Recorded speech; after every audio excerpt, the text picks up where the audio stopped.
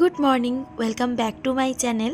আমি তিন্নি তোমাদের সঙ্গে আর একটা নতুন ব্লগ শেয়ার করতে চলে এসেছি।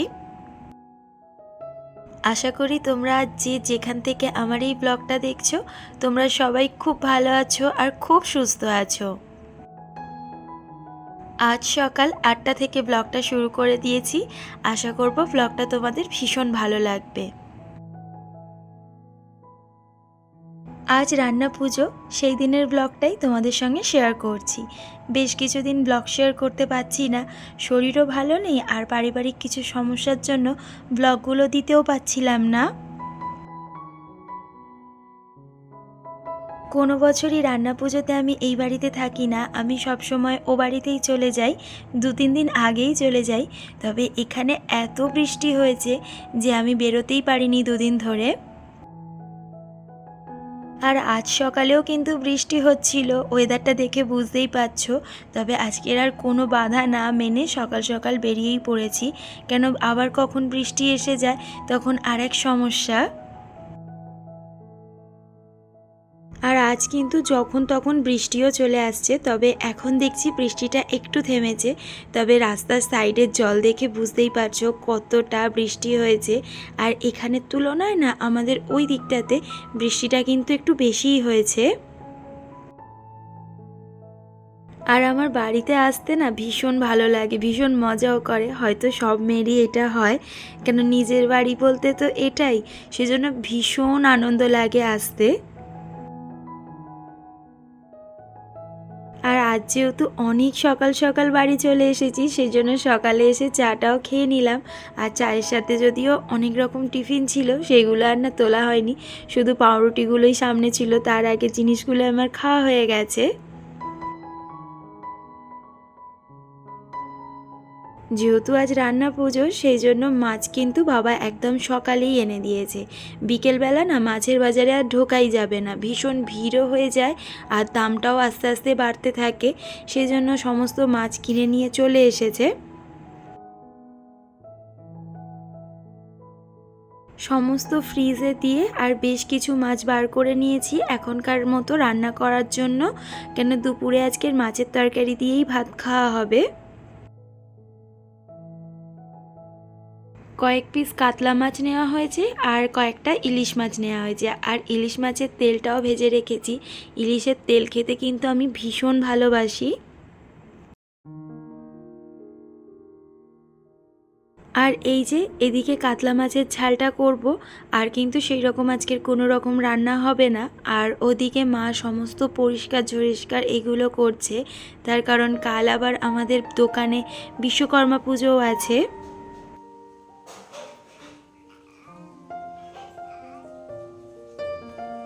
আর ঘুমোবি না তুই? ঘুম হয়ে গেল? হ্যাঁ, ঘুম তো হয়ে গেল। হ্যাঁ, আমার ব্লগগুলো তোমাদের কেমন লাগছে আমাকে অবশ্যই কমেন্ট করে জানিও। যদি ভালো লাগে একটা লাইক করো। তোমাদের একটা লাইক আমার পরবর্তী ব্লগ বানাতে অনেক বেশি মোটিভেট করে।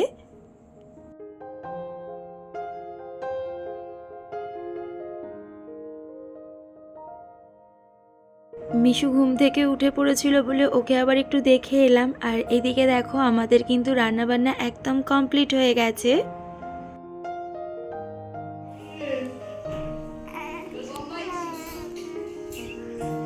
সব সময় করে নিতে হবে, সব সময় করে নিতে হবে তোকে।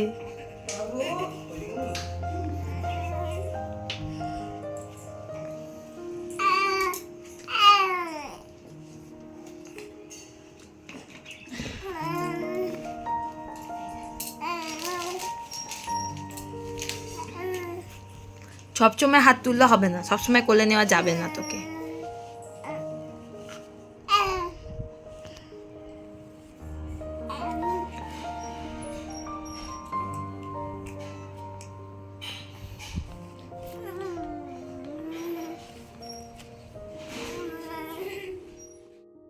সবাই সমস্ত কাজটা সেরে এখন আমরা ভাত নিয়ে বসে পড়েছি, কেন একটু তাড়াতাড়ি ভাতটা খেয়ে নেব, এরপর আবার অনেক কাজ আছে।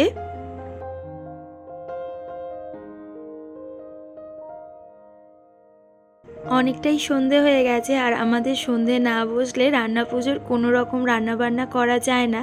সেজন্য একটু সন্ধে থেকেই আমাদের সমস্ত রান্নাবান্নাগুলো শুরু হয়।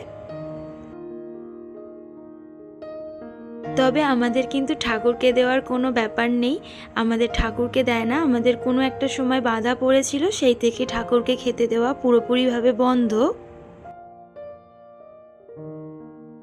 ঠাকুরকে খেতে না দিলেও তবে যা যা নিয়ম আছে সেই সব কিছু নিয়মই মা কম বেশি মানে। আর আমাদের না পিঠে পুলি এইসবেরও নিয়ম আছে, যে রান্না পুজোর দিন এগুলোও করতে হয়। আর এই যে সেই কারণেই কিন্তু এই ব্যাটার রেডি করা। আমাদের মালপোয়াও হয়, আর মালপোয়াগুলো খেতেও দারুণ লাগে। আর ওই যে বলছিলাম কালকে আমাদের দোকানে পুজো আছে, তো সেজন্য মা এখানে নারকেল নাড়ু করছে।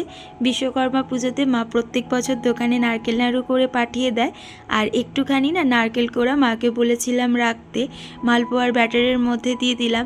আর মালপোয়ার টেস্টটা না এটাতে দিলে দারুণ হয়। আর অনেকটাক্ষণ আগেই মেখে রেখে দিয়েছিলাম, দেখো একটু গাঢ় হয়ে গেছে। এখন এর মধ্যে একটু জল দিয়ে কিন্তু একটু লিকুইড করে নেব। আর এখানে কিন্তু এখন আমি পায়েসের জন্য দুধগুলো কেটে জাল দিয়ে নেব, তারপর চালটা দেব। আর এদিকে কিন্তু মালপোয়া ভাজা শুরুও করে দিয়েছি। ছোটোবেলায় না বাড়িতে অনেক লোকজন আসতো, তার সাথে লালিরাও আসতো। তবে এবছর লালির যেহেতু পরীক্ষা পড়ে গেছে, সেজন্য লালি এবছর আসেনি, নালে লালি প্রতি বছরই আসে। ওর জন্যই মনটা খারাপ লাগছে, ও যদি আসতো আরও মজা লাগতো। আমার আগের ভিডিওতে একটা বোন কমেন্ট করেছে যে আমি কিভাবে আমার লম্বা চুলগুলোকে ম্যানেজ করি, বা টাওয়াল দিয়ে কিভাবে চুলের জলটাকে শুকনো করি, সেটা নিয়ে একটা অন্যদিন ভিডিও করে বলে দেব বা দেখিয়েও দেব যে আমি কিভাবে এত বড় চুলটাকে ম্যানেজ করি। তবে চুলের জন্য কিন্তু বেশি যত্ন আমি এখন আর করে উঠতে পারি না। যখন বিয়ে হয়নি তখন মা অনেক যত্ন করতো চুলটার, হয়তো ওই অত যত্নের ফলে এখনও চুল পুরোপুরি পরিষ্কার আর সুস্থ আছে।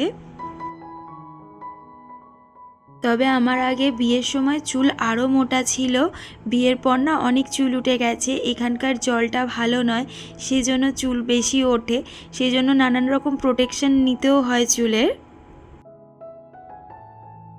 আমার দায়িত্ব ছিল সমস্ত মালপোয়া আর হচ্ছে পায়েসের, আর এবারের দায়িত্ব হচ্ছে আমার মা আর বোনের। এরা কিন্তু এখন রান্নাবান্না বসিয়ে দিয়েছে, আর এদিকে দেখতেই পাচ্ছ মাছ টাছ ভাজা হচ্ছে, এদিকে ভাজাভুজি হচ্ছে। আর এখানে আমি আর মিশু অনেক গল্প করছি দুজনে মিলে।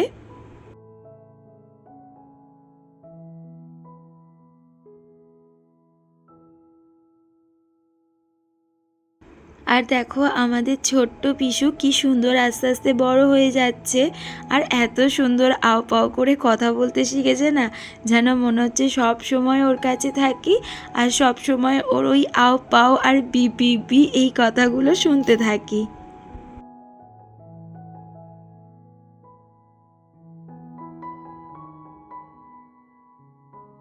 মা আর বোনের কাজ শেষ, এবারে আমার বাবার কাজ শুরু। আর আমাদের না মাটির হাঁড়িতে এরমভাবে মুসুর ডাল করে, একদম শুকনো শুকনো করে। আর এই কাজটা আমার বাবা ছাড়া আর কেউই করতে পারে না, সেজন্য আমার বাবাই এখন এই ডালটা করছে। এই ডালটা হয়ে গেলেই কিন্তু মোটামুটি আমাদের কাজকর্ম শেষ। আর মা আগেই সমস্ত মোছামুছি করে রেখে দিয়েছে। আর এখন কটা বাজে বলো তো? এখন প্রায় 12:30 পৌনে 1টার কাছাকাছি বাজে। সমস্ত রান্নাবান্না হয়ে গেছে। আর এই যে ডালটা দেখো পুরো কেকের মতো হয়েছে, আর এই ডালটা না দারুণ খেতে লাগে। আজ ব্লগটা এখানেই শেষ করছি, কাল আর একটা নতুন ব্লগ নিয়ে হাজির হয়ে যাব। সবাইকে গুড নাইট, সবাইকে টাটা।